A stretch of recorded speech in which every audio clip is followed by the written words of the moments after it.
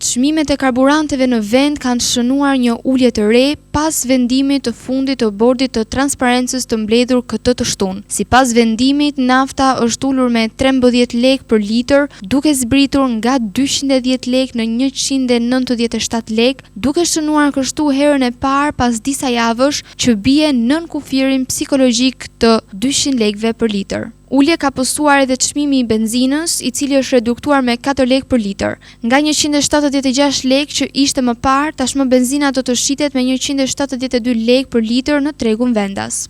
Çmimet e reja kanë hyrë në fuqi nga ora 10:30 e ditës së sotme dhe do të jenë të vlefshme deri në mbledhjen e radhës së bordit të transparencës, ku pritet të rishikohen sërish në varësi të lëvizjeve në tregjet ndërkombëtare të naftës. Ndërkohë, Ministria e Ekonomisë dhe ajo e Financave kanë paralajmëruar se do të ketë masa të rrepta ndaj operatorëve që nuk zbatojnë vendimin, përfshirë edhe pezullimin e aktivitetit në rast shkeljesh.